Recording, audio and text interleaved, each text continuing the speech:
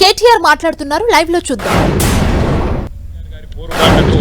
జనం నుంచి వచ్చిన స్పందన చూసిన తర్వాత బ్రహ్మాండంగా మరి కార్యకర్తల్లో గొప్ప ఉత్సాహం, కొత్త జోష్ కూడా వచ్చింది.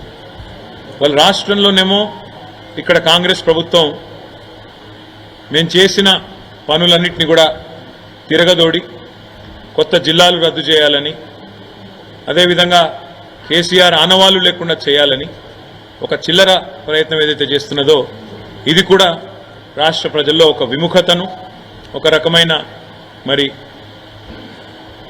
ప్రభుత్వం పట్ల వ్యతిరేకతను పెంచిందని చెప్పి కూడా మేము అనుకుంటా ఉన్నాం.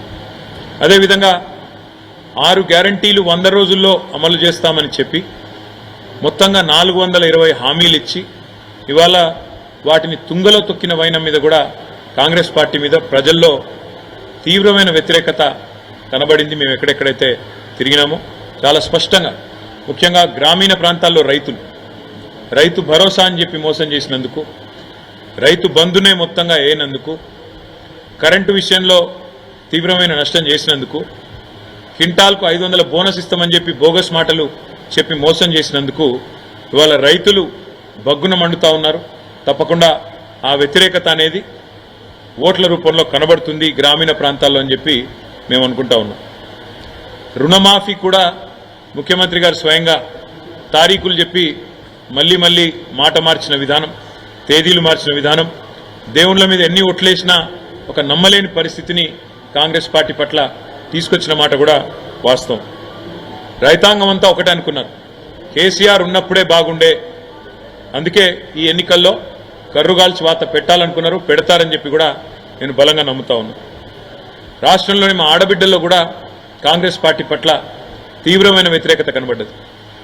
మహిళలకి 100 రోజుల్లోనే 18 ఏళ్లు నిండిన 1,67,00,000 మంది ఆడబిడ్డలకు నేను నెలకు 2,500 రూపాయలు 100 రోజుల్లోనే ఇస్తానని చెప్పి ఏదైతే మాట ఇచ్చారో ఆ హామీ నెరవేర్చకపోవడం, అది మాత్రమే కాకుండా తులం బంగారం అని, స్కూటీలని, పెద్ద మనుషులకు కూడా 4,000 పెన్షన్లని, అదేవిధంగా చివరికి మాటలన్నీ పెద్ద మాటలు చెప్పి మంచినీళ్ళకి మళ్ళీ ఒక్కసారి రోడ్డున పడాల్సిన దుస్థితి, పిందెలు పట్టుకుని రోడ్డుకెక్కే పరిస్థితి ఏదైతే ఈ ప్రభుత్వం తెచ్చిందో దానివల్ల మహిళలు ముఖ్యంగా వారు కూడా తీవ్రమైన ఆగ్రహంతో ఈ ప్రభుత్వాన్ని క్షమించే పరిస్థితిలో లేరు. అదేవిధంగా ఈరోజు ఈ రాష్ట్రంలోని అన్ని వర్గాలు, వీళ్ళు వాళ్ళని కాదు, పెద్ద మనుషులు మాకు 4,000 రూపాయల పెన్షన్ ఇస్తారనుకున్నాం, కానీ మా జనవరి నెల 2,000 పెన్షన్ ఎగ్గొట్టిండు రేవంత్ రెడ్డి అనే మాట వారి మనసులో కూడా బాగా బలంగా నాటుకొని పోయింది. అట్లా ఏ ఒక్క వర్గం కూడా ఇవాళ కాంగ్రెస్కు కొత్తగా తోడైంది లేదు. అట్లని చెప్పి బీజేపీ పైన కూడా పెద్ద సానుకూలత లేదు. 10 ఏళ్లలో ఏమీ చేయని బీజేపీ 10 ఏళ్లలో 4 ఎంపీలను గెలిపించినా ఏమీ జరగలేదు, ఏమీ చేయలేదు, వాళ్ళ వల్ల ఒరిగింది సున్నా అనే విషయం పూర్తి స్థాయిలో ప్రజలకు అర్థమైంది. అడ్డగోలుగా పెరిగిన పెట్రోల్ ధరలు, డీజిల్ ధరలు, నిత్యావసర వస్తువుల ధరలు, సిలిండర్ ధరలు ఇవన్నీ కూడా విరమైన తర్వాత మోడీ గారి ప్రభుత్వం మీద కూడా వ్యతిరేకత కనబడతా ఉంది. మేము కూడా చాలా ఆలోచనతోనే ప్రతి నియోజకవర్గంలో ఈసారి బలమైన అభ్యర్థులను, అందులో కూడా సామాజిక సమతూకాన్ని పాటిస్తూ 17 పార్లమెంటు సీట్లకు గాను 12 జనరల్ సీట్లుంటే అందులో 50% అంటే సగం బీసీ అభ్యర్థులకు కేటాయించి మరి ఒక సామాజిక సమతూకాన్ని పాటించింది, బలహీన వర్గాలకు న్యాయం చేసింది బీఆర్ఎస్ పార్టీ. అదేవిధంగా అభ్యర్థులు కూడా చాలామంది సీనియర్ నాయకులు, బలమైన నాయకులు, బ్రహ్మాండంగా గతం నుంచి కూడా కార్యకర్తలతో మంచి సంబంధాలు, పార్టీతో ప్రజలతో మంచి సంబంధాలున్న నాయకులకు మెయిన్ టికెట్లు ఇస్తే కాంగ్రెస్ పార్టీ మాత్రం చివరి నిమిషంలో వచ్చిన పారాషూట్ లీడర్లు, అందులో ముఖ్యంగా బీఆర్ఎస్లోంచి ఇతర పార్టీలోంచి ఎత్తుకొని పోయిన పారాషూట్ లీడర్లకు కాంగ్రెస్ కానీ బీజేపీ కానీ దాదాపు 6-7 చోట్ల బీజేపీ అభ్యర్థులు మా పార్టీలోంచి పోయిన వాళ్ళే, 4-5 చోట్ల కాంగ్రెస్ అభ్యర్థులు కూడా మా పార్టీలోంచి పోయిన వాళ్ళే. కాబట్టి సొంత పార్టీలోనే, వాళ్ళ సొంత పార్టీ కాంగ్రెస్లోనే వారి పట్ల విముఖత, వ్యతిరేకత కూడా స్పష్టంగా కనబడ్డది. మా అభ్యర్థుల పట్ల సానుకూలత, వారి అభ్యర్థుల పట్ల వ్యతిరేకత.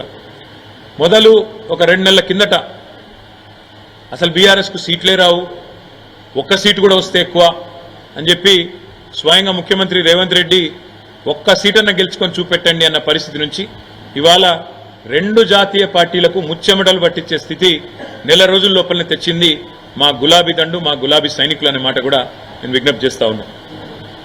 కొన్ని చోట్ల కాంగ్రెస్ మాకు ప్రత్యర్థిగా ఉండే, కొన్ని చోట్ల మాకు బీజేపీ ప్రత్యర్థిగా ఉండే. కానీ మొత్తం రాష్ట్రంలోని 17 సీట్లలో అంతటా కూడా ధీటుగా పోటీనిచ్చింది మాత్రం ఖచ్చితంగా బీఆర్ఎస్ అనే మాట నేను మీకు విజ్ఞప్తి చేస్తా ఉన్నా.